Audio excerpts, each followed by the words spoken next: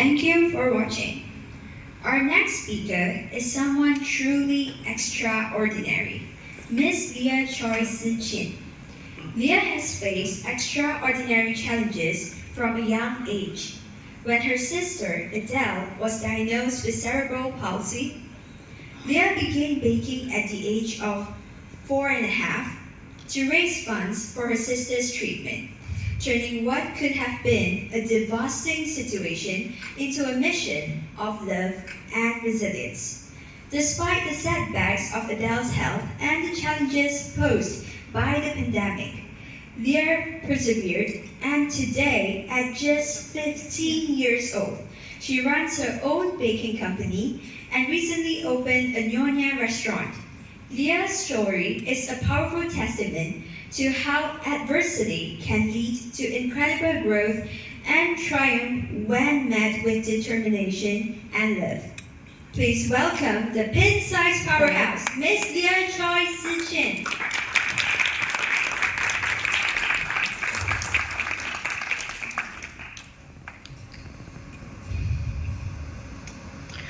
Where there is love, nothing is too much trouble, and there is always time.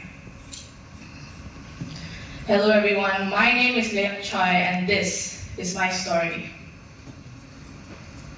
At the age of 3, I was blessed with the greatest gift of my life. My sister, Adele. She had finally come into the world, and I fell in love with her the second I held her in my arms. 2 months later, my family was hit with news that would change our lives. At 8 weeks old, Adele was diagnosed with cerebral palsy. She couldn't hear, feel, or see. And furthermore, the doctors gave her a death sentence, telling my parents she could only live for a year, which was devastating. At 4.5 years old, I decided that I wanted to do something to help Adele, because she is my one and only sister. I started baking to raise funds for her so that she could travel to the US every 6 months to receive treatment at the Institute for the Achievement of Human Potential. Adele is now 12 years old, turning 13 in December, and she is an extremely smart girl. She studies college-level agriculture and architecture. From being deaf and partially blind, she now hears and sees extremely well. She watches my every move and even laughs at me if I get a math or biology question wrong. Cheeky, right? Sorry. Back to my baking.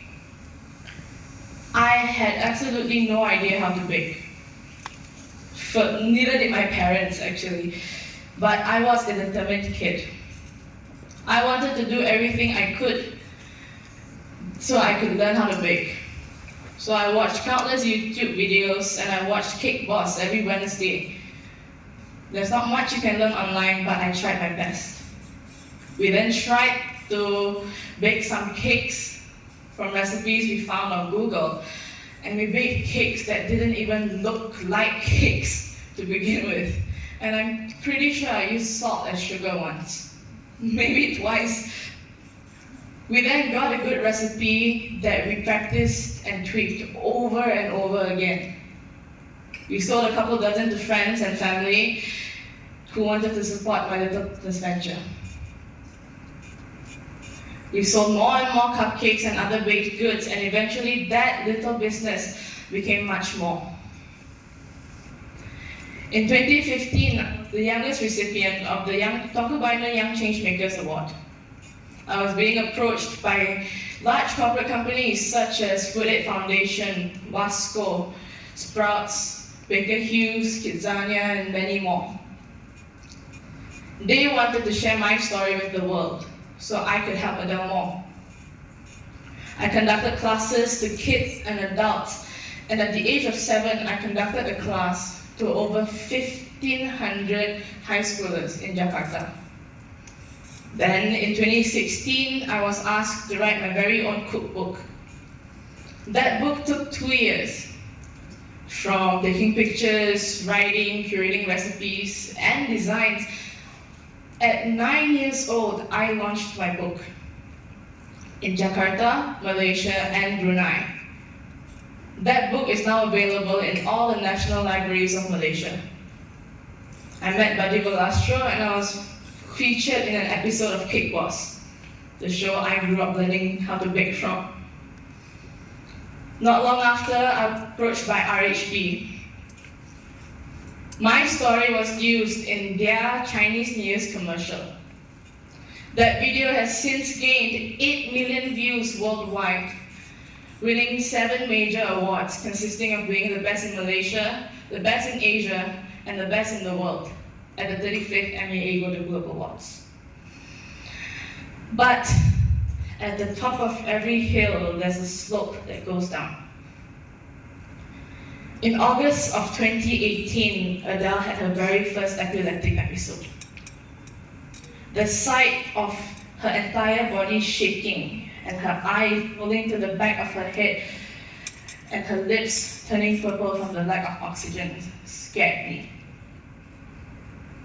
I prayed every single night that I could take her pain from her, because I would rather feel the pain she's in 1,000,000 times over than to see her in pain.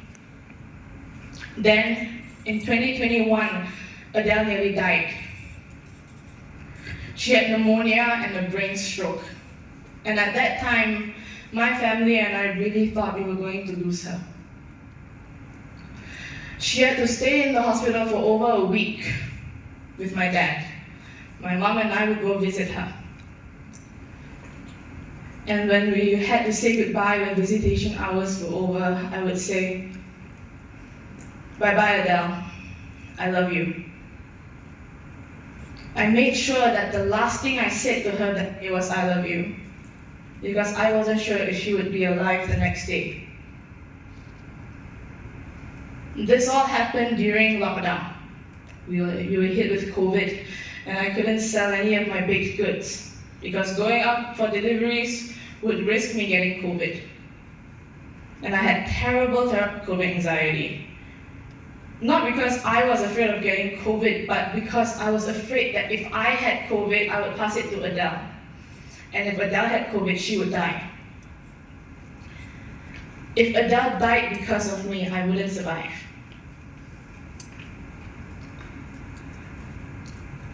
Over the years, we've learned to take proper precautions with Adele's seizures.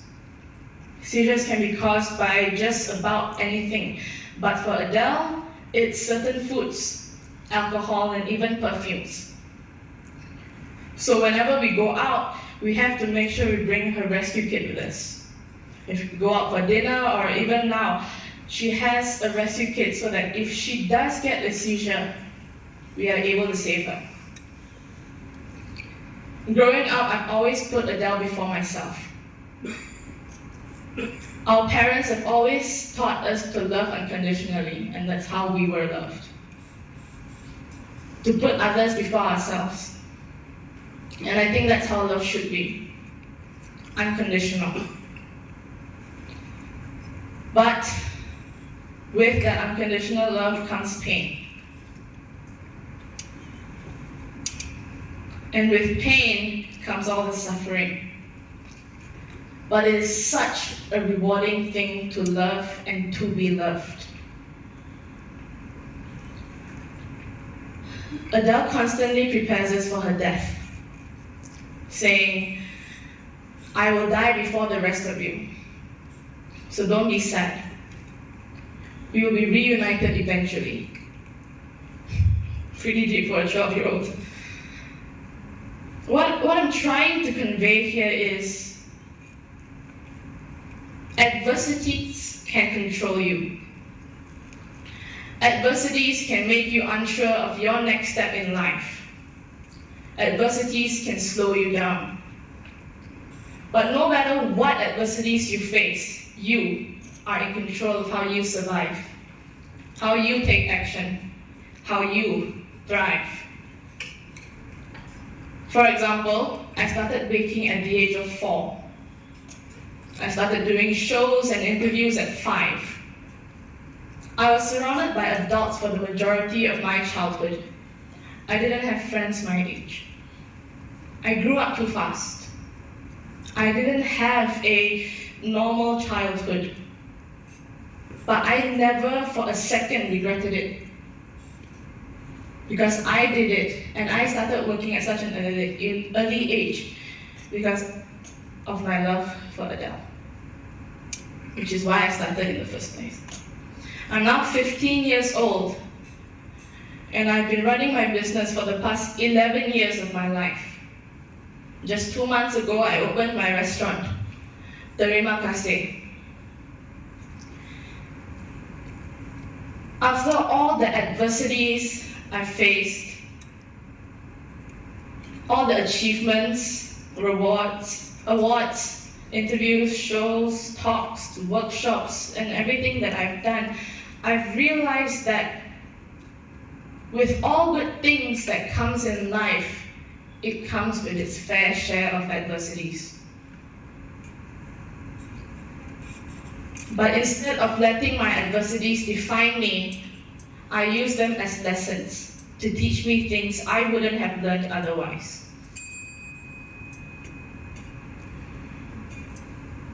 Oftentimes, adversities come with pain and suffering. But with pain and suffering comes love.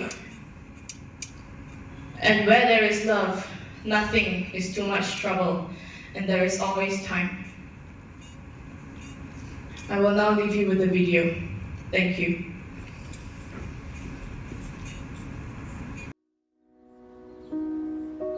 Since I was a little girl, I have been taught to not let go of what I hold dear. Even when things got tough, It's okay. my sister Adele would always be around to keep me going.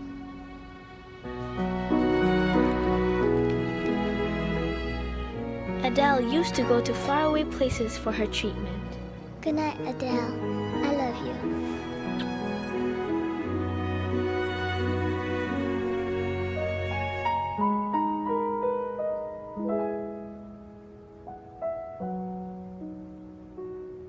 The big heart is me. The small heart is Adele. And although we were often apart, we were always together in each other's hearts. With my little sister in my life, giving up was never an option. And slowly, things started getting better. So whenever I achieved something, Adele would always be the first person I share it with.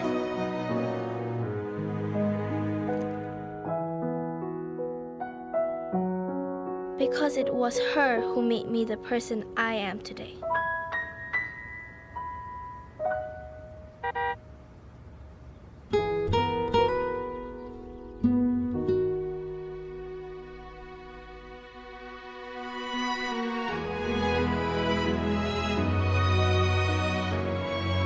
And it is the love we share that gives me every reason to never, ever let go.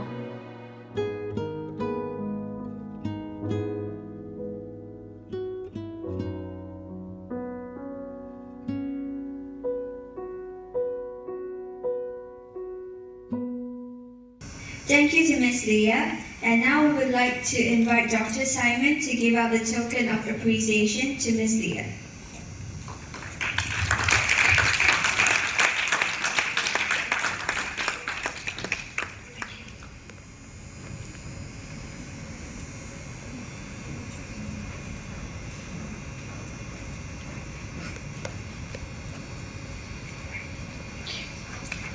Thank you, Dr. Simon and Ms. Leah.